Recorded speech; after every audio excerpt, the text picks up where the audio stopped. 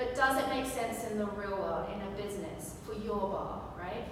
And then with that kind of established, we'll talk a little bit more about the bigger picture. What else should we be thinking about in this day and age when it comes to the spirits, not only that we bring in, but that we therefore support and stand behind and promote, okay?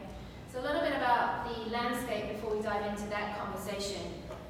The industry has evolved a lot, right? When I started on Hendrick's Gin in 2006, we were just kind of at the cusp of this new wave of gin, right? There were a few good gin brands out there. Most gins were just making one expression, one label. It certainly wasn't the sort of near to saturation category that it is now. It was a very different place in the industry then. In the last, I think, 15 years, the data shows that the spirits mix in beverage alcohol has grown around about 10% in the last 10, 15, 20 years, from about 28% to about 38%. That's actually quite significant growth, and it comes at the expense of things like wine and beer. So spirits are on the rise, right? There's more spirits than ever before, and there's more good spirits than ever before. The quality of spirits is increased. And that could be down to a number of factors. I genuinely believe that conversations like this at Tales of the Cocktail over the last 17 now years have helped just the exchange of information, right? Distillers get together and they exchange information and techniques and know-how, and all of that helps just spirits to increase in terms of a quality basis. And then with the education that brand ambassadors and other spirit professionals start to spread those messages, and education means that not only bartenders are more informed, but the consumer becomes more savvy. The consumer understands the difference between good and bad spirits, therefore not only demands better quality of spirits, but are willing to pay for, right? So all of that really kind of indicates that spirits are booming. We have more spirits than ever before, and we have more good spirits than ever before, which is a great thing, don't get me wrong. It just makes the navigation of that a lot harder. And then you think about how are these spirits being brought to us, being presented to us. If you think that your average distributor has maybe 2, 3, 4, up to 8,000 different products in their book, right? No matter how great that distributor is, and Andrew's had experience here too, they can't possibly know every single product, right? They can't possibly know everything about that to help you make your decision. And then you might go to the website for different brands. Listen, at best, the website will give you just enough information to understand what you're dealing with, right? But it's not going to help you make informed decisions, truly. And then you've got a lot of people who are out there in this day and age being paid to influence you, persuade you, talk to you nicely about brands, right? But again, it's harder and harder to navigate all of these offerings and opinions and attempts to persuade you into buying new spirits. So, in short, the answer to this question, without stealing thunder for the next hour's conversation, is it's increasingly important to equip yourselves with the ability to analyze these spirits, understand what's good for you in the broader business context, and ultimately decide what you want to stand behind when it comes to spirits. It's increasingly important in this day and age with so many spirits and so much noise in the industry that we've created, which is a good thing. So with that, we'll dive into these first 3 themes in our first cocktails with us, which is always a good sign. Thank you, team. And the first theme then, really, Jesse's going to lead, and it's all about the basics, right? It's about the liquid itself. How do we receive a new spirit? What do we do to understand it, understand how good it is, and ultimately if it's going to work for us and our bar? So, Jesse, I'll hand it over to you to kick off with that. Thank you, Charlotte. Welcome, everybody. Thank you for coming. I take a very practical approach in general when it comes to adding new spirits behind the bar. A more methodical process, if you will, which we'll get into in a little bit. But this did come about for me as well, because I had a lot of the same questions myself. I mean, we all get into brand loyalty, brand recognition, but how do we actually break down what's coming in these bottles, the liquid itself? Taste and flavor for me are very paramount, and what we like to provide for our guests at Atlas and other places I've worked before.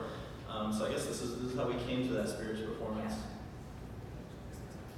And so that's what you see on the screen right now. This is that spirits performance that I use. You can see this is just kind of a blank sheet of it with the two sheets side by side with two specific spirit categories. So, up there you would write down what the spirit is, the category it falls in, on the left gin, on the right American whiskey.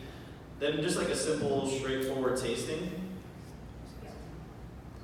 which we can do a little bit together in a moment. The nose, of course, starting there, then going down to what you have in your palate. This is something a little bit more individual for that part. Smell, taste, break it down just like you would wine tasting or anything like that. And then classic application, I think this is where it gets very cocktail specific.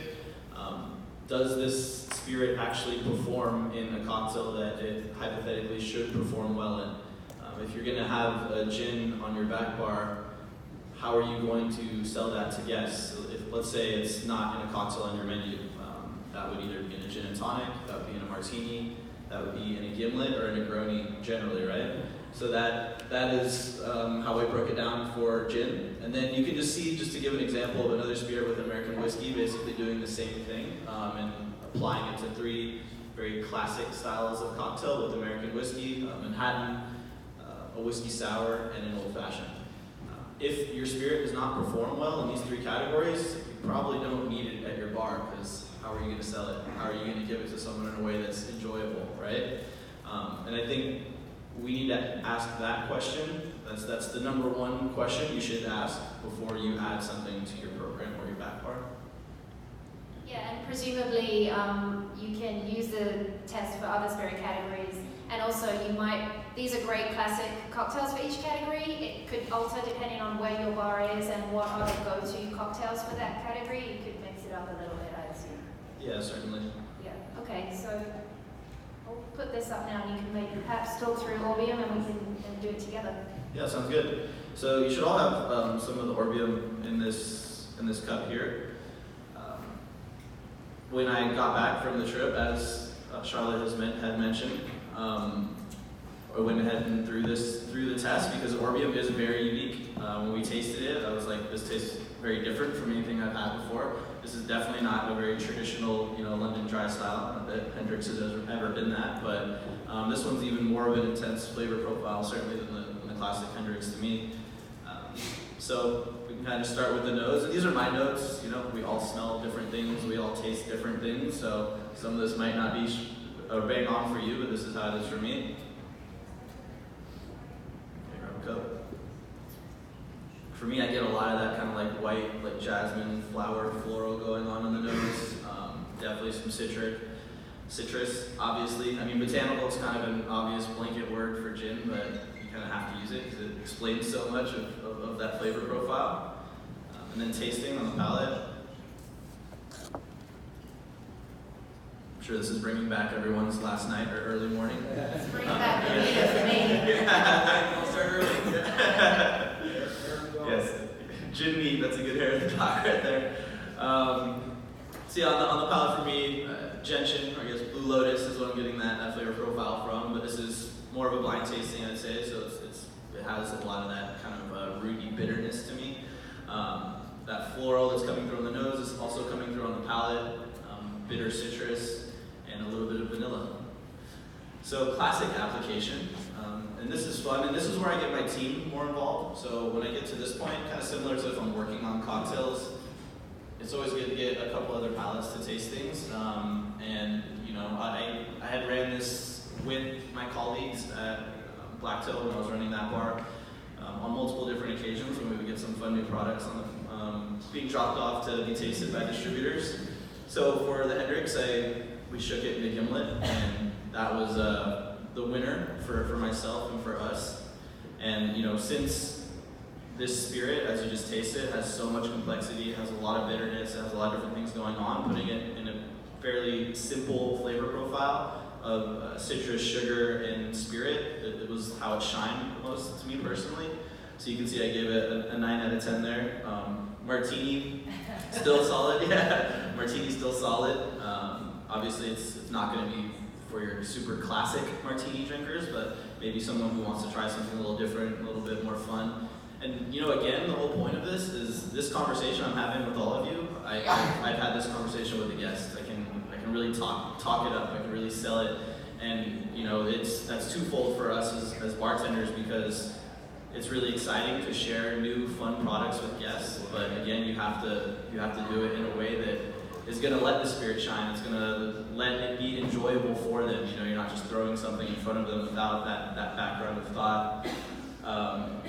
Negroni, sorry Charlotte, that one didn't score quite as well, but Hendrix performs well in a lot of other things, but to be honest with everything, and so I know when someone comes in and they ask for a Negroni, that's not the first gin I'm going to offer them, but certainly if they want a gimlet, that would be the thing.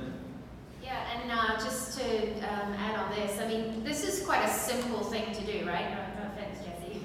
It's not rocket science. Simple guy.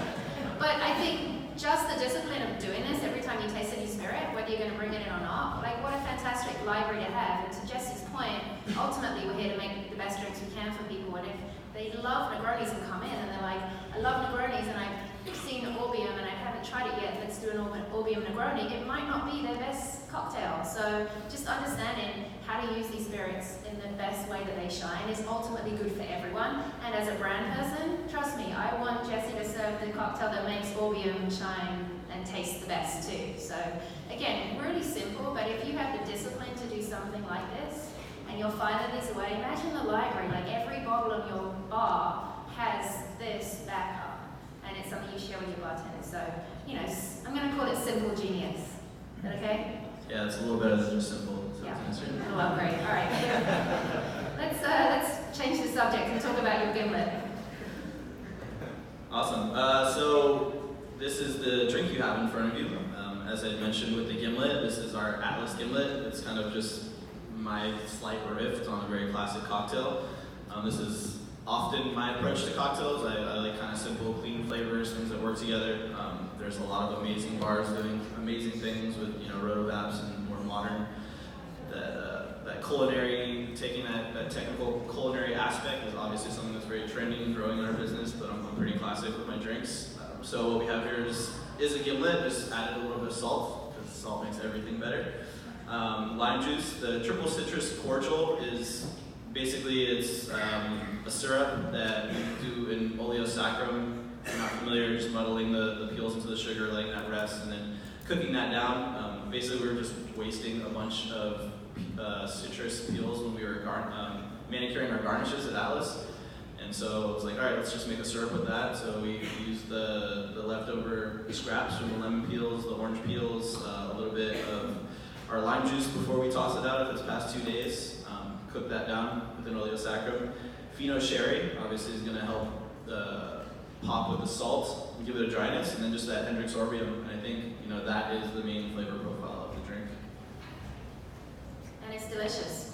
So the format of how we're serving today, as you've now figured out, is you'll get the spirit neat, and then you'll get the cocktail. So you can also determine for yourself if you like the way that the cocktail showcases the spirits. If you're getting the same aromas, flavors, that kind of thing. So we just wanted to do that. Also, sorry, just real quick, I know for probably mostly an American crowd that is in mils, so 30 mils is an ounce, figure out the rest. Yeah, how long have you been going, Jesse? You've already converted. Yeah, I've totally converted. I'm full on with the mils now. Actually makes a lot more sense, I have to say. I mean, I'm with you, but I have to change it up. No, that's great. So maybe let's open up this kind of questions for the other two, to AK and Andrew a little bit. You spoke about involving your staff in the process a little bit, or your team members, sorry. I'm interested, perhaps AK, we'll start with you. How do you go about tasting spirits? Do you do it just yourself? Do you involve the team? Do you do it blind? Do you have an ambassador come in to lead it? What's your preferred way? Generally, when we're looking at new spirits to pick up, we'll speak directly with the distributor or the representative that comes into the bar. That tasting is usually just with management, so myself or Jeff or Jim. And we essentially, due to the nature of our program, we're oftentimes not looking for as classic cocktails. So that was classic cocktails, I turned my head. So a lot of what we're looking for is not necessarily to expand what we already have. We have our core kind of classic products that if someone would want a classic drink, they're usually larger brands, ones that we know will be consistent, but we definitely seek out the new and the different.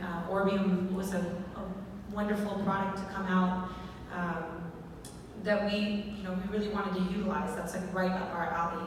So then for that, we're not necessarily doing Jesse's test. Is this good? Yes. And then how do we want to use that, then we'll delegate seasonally to the rest of the staff because they all contribute to the menu. Yeah, great. Thank you. And then Andrew's also, I didn't mention it earlier, but Andrew is a judge at the San Francisco Spirits Competition each year. So obviously, Andrew, you're like a fantastic taster and actually have exposure to lots of spirits. So I have exposure with a lot of practice. Okay, exposure with a lot of practice. Well, practice makes perfect. Yes. What's your approach to tasting? Do you rely on your own expertise to form your opinions? Do you do it as a team? How do you determine if a spirit is good enough for your bar? So I think very much to Jesse's kind of structure of his tasting, we kind of look at the foundation. Does this truly capture what is your baseline for that category? Is this traditional London dry?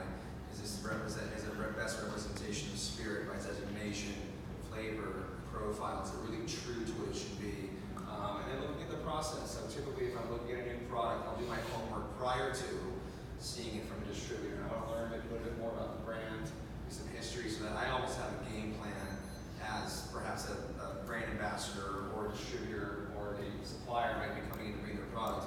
I want to have some insight myself to see, is this something that's going to make sense? Are they actually passionate about selling the product to me?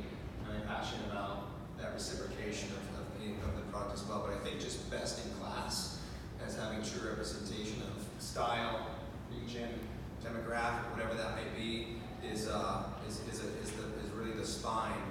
As we have so many great new spirits coming out, reverting back to those classics. What are those key components that we look for, and do they best represent themselves for that style? And something such as something that's innovative, that's new and unique. Is it different enough? Right? Is it really unique and different enough to where I have to have this product? Yeah. Right? And we'll come to talk about this a little more in a moment. But it's interesting because when we do judge spirit competitions, of course, it's all blind, which is great because it allows you to truly strip away all of the noise. We'll just call it that. I mean, it's my career, but we'll just call it that for now, the noise. But you really do hone in on quality, right? And it's not even about, do I like it? It's about, is it balanced? Is it well made? Are the aromas pleasing? Are the flavors pleasing? Does it have good body, good finish? You're objectively looking at the quality of something. So I've come to really appreciate having that skill, and it is a difficult one to hone, and practice does make perfect, I think, in terms of spirit tasting. But not everyone is lucky enough to be a judge at some of these big competitions, and not everyone is as seasoned and professional as these three on the stage. So I'm going to ask you, all of you, if you have any advice. I'm sure some of our audience here would love to be able to taste themselves with their teams, but maybe they don't necessarily have that expertise. So what are the ways to learn how to taste, or rather, what resources out there exist that we can recommend that they trust to go to for advice, whether it's reviews or any kind of blogs or magazines, or the people that are tasting? Like, who can we truly trust to give us good recommendations on spirits? I think key understanding is just like tasting. Anytime you have that opportunity to, and we're in such an exciting time where there's so many resources available. I think it's almost by best judgment as to what you feel comfortable with. Again, kind of starting with that platform of looking for the core foundation of styles and flavors and profiles that you may adopt and that are more approachable to you, and then kind of move away from those and kind of take yourself out of your comfort zone to really stylistically find what you need for you. With tasting, I mean, it's a ridiculous question, but do we truly know how to taste? Yeah. I think it's a key. Charlotte, if you want to let's taste as a group. Let's taste as a group. Yeah, I So mean, what do we taste on our palate? What are our tasting stations? Citrus Anybody? for sure. Orange. There's orange right On your Citrus palate. is great. Yeah. Taste sour, bitter, sweet, salty, bitter, right? We'll start with that. Super floral. Super floral, right? And then like physically tasting, how do we taste? It's something that's so important. It may sound ridiculous, but it's often overlooked as to how do we physically taste, right? We see, we taste with our eyes first. We smell, and then we confirm with our palate, okay? But at one point, do you taste sugar on your tongue? Where do you get the sugar? Up in the I front. feel it kind of like right here and then in the back a little bit. It's kind of just sitting right there. Okay. So has anybody here ever done a formal spirits tasting? So there's a mixed group here. So let's all walk through it together and talk about how it actually tastes. okay. So something I always call, what I always like to do is I actually, when I'm drinking, how volatile the alcohol is, there's that initial shock. And someone that hasn't had a formal tasting before, it smells like alcohol. I hope so. But the fact that what's happening is you're burning your nasal passages. So you always want to breathe and smell with your mouth open, through your nose and your mouth. So let's do that together. Everybody take a few. I always see little dog sniffs, right? Get it going. Take a couple sniffs. And then we confirm with the palate. So what I always do when I'm tasting is I'll actually put the lip of the glass in the middle of my tongue and throw it past it and kind of down the hatch you go. But it's getting it past the sugar in the front so I don't have that burn. And then it rolls in your mouth and it rolls around your mouth and then you get a true taste and feel for the spirit as opposed to getting that intense burn from the initial taste. So, and then taste twice. First to rinse, taste again. And if you haven't used this method, do you notice a difference? Yes? No? Some? It makes a big difference. I mean, I think just tasting initially, Yeah. how to taste Yep. is key. I think a little bit of what Andrew said earlier too, practice really does make perfect. I mean, at the bar, I think it's all about expanding your vocabulary. If we're tasting bourbon, Bless you. it's going to be pretty subtle, you know, and so the more and more you taste, the more and more things you kind of detect. And that just takes repetition. So even with our classic spirits, not our new spirits or our unique spirits, I go back. What does Rittenhouse taste like? I haven't tasted it on its own in 6 months. Maybe I'll do that. With gin especially, is this product consistent? You know, all of those things, just do it over and over, get better. Yeah, and I think it's also important to recognize that tasting is very personal, right? So often we get these tasting notes come down from above, and we're like, it doesn't really mean much to me. I don't get it. Am I not good at tasting? You know, is my palate poor because I'm not detecting these things? And the answer is no, not at all. It's like a personal journey. So one easy first step is, as Andrew's described, go through the process and just write down what occurs to you. And it might be orange peel or floral. It might be, you know, that time I went on a road trip and my window was wound down driving through whatever. It can also be memories. And memories are easier to remember, right? Little stories you tell yourself. So that when you detect that again, you get those feelings and it reminds you of what that tasting note is.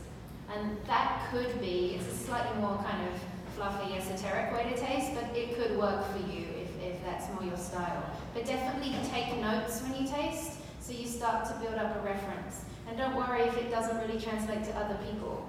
Get your tasting nodes honed first, and then if you start tasting as a team, you can build maybe different bars have different common languages, so that you can ultimately start to compare, right? Because you might have your go-to gin or whiskey, but then when new spirits come in, then you start with benchmarking, right? How does this compare to that? And then ultimately to Jesse's spirit test. Therefore, I need more than one gin in my bar. What cocktails is it going to work in? Sorry, Jesse, were you going to add anything about tasting or your experience there? Definitely second everything that all of you said. But also, if you're in a market that doesn't have a lot of people around you, or you work at a place that there aren't as many people around you that are interested or experiencing tasting, you can also reference things like Dipper's Guide, things like that. And you can do your own tasting notes, and then you can look up that spirit and see what tasting notes are written there and kind of compare and contrast. And I think that'll give you some more language and vocabulary and understanding to move forward tasting other spirits. Yeah, no, Difference Guide is a great call out. Obviously, Paul Percolt is another great spirit, sort of genius in our industry. He does a lot of reviewing. Websites are out there for brands, but often they're not going to give you, the level of deep information you need, but they will allow you to do that little bit of homework, contextual research. But just like anything, if you are consulting a source, understand who that source is, what their motivations are.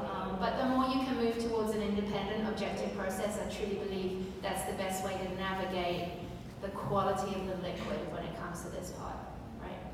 I'm just going to add to it. Yep. Don't ever let anybody tell you what you're tasting, because Right. everybody tastes different, right? I mean, everybody tastes different. Even though we're all in New Orleans, unlike Jesse's drink, where salt makes everything better, we're all a little salty now, probably, over the last few days. Right? Anyways, but don't let anybody tell you what you're tasting. I mean, very naturally, there's some call-outs on standard flavors, profiles, aromatics that generally the room will collectively agree upon. But if you smell something specific to a memory or a thought or childhood or whatever that might be, that's personal to you. So it's very true to understand that. Because Charlotte was to lead us through a tasting right now. She may call us some stuff and then get that aha moment, everyone raise their hand, but again, it is very personal. So, and you know what you like, you know what you smell, and you know what you taste. Yeah. And it's important to be able to do that personally, but also to remember why you are doing this. Are you the head bartender buyer? Are you choosing a spirit for a cocktail for a competition? Are you looking to expand your mezcal selection? It's not just about what you like. It's about objectively analyzing a spirit for its quality and application. Good. I think we covered that theme pretty well. Thank you, guys. So now we've talked a little bit, right, about the liquid itself. How do we even figure out if it's good and we like it, right? We've done that. So the next step probably is just broadening that perspective a little bit and thinking, great, love the spirit, it's excellent, I know exactly what cocktail it's going in. But then the question becomes, does it have a place in my bar? What about the price? Is it way too expensive to put in this cocktail I've dreamed up? And then it could be things like, no one's ever heard of this spirit, so if I do put it in my bar and on the menu, still got a lot of work to do to educate the guest as to what it is and why they should take that leap of faith to order it, right? Or you've got, well, I love it and I totally have a business case for it, but it's not my decision, right? I report to this buyer or bar owner, how am I going to convince them? Or, Charlotte's my best friend and this isn't her brand, she's going to hate me. Is that a consideration? But joking aside, we've got a lot of relationships, right? Suppliers, distributors, and then there's possibly peer pressure from the industry.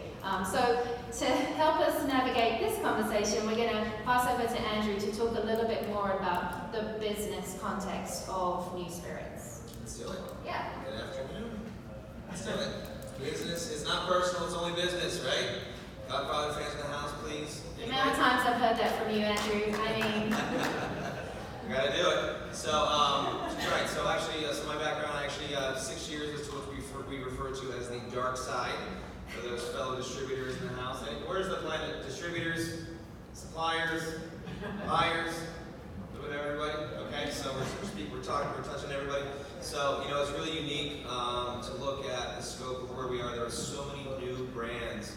And as this industry evolves so quickly and rapidly over the years, it's more important to understand that there are so many brands that are on the market, there are also so many brands that aren't on the market because there are so many. So even when we would assess new products, perhaps we would run in panels of tasting at any given time 100 to 200 new spirits that would be presented to us as a distributor, which we already, to your point earlier, would already house over 16,000 SKUs. So how do we effectively look to delivering new products to the market that are new, innovative, but also make sense for us as a company, and also make sense for us as a buyer for our bars. What's your route to market? What's your specialty? So now coming full circle back into operations, managing all the beverage development for Win Encore Properties. We have 27 bars, restaurants, and lounges, pools. So there's a lot of opportunity to look at that. But how do we look at it in a unique way to where the reciprocation works effectively for everybody? And it's not necessarily predicated upon me being selfish for liking a product because I love gin. Me being selfish, well, I'm not being selfish. We all love Charlotte, so there is the relationship. But how does it really make sense for our business? And that's the key. That's really the key right now. So we have some cocktails coming out if we want to move to the next slide. Yep. And trying to keep in there will be some natural overlap, and we all will touch on this throughout this session. But these were a couple of the key pillars that we thought about when Charlotte and the panel here were comprising this session. And for the buying side, really, innovation is key, and is the direction of our industry right now. Again, we were evolving so quickly. With this, my first exposure actually to Hendrick's Midsummer Solstice, which is a fantastic product, which we'll be tasting right now. And Charlotte will give you a little backstory on the product. But when we look at it, Hendrick's has become and evolved over the last 10 years, 12 years to be such a household brand, if we can all agree. I refer to it as the gateway drug into the gin category. I'm sure many of you, if you have it on your menu, you're bringing it in. You can agree with that. But what is Hendrick's the most often associated with as a flavor profile? I had cucumbers from this side of the room. Rose petal cucumber. Any advance on cucumbers? A couple cucumbers floating around.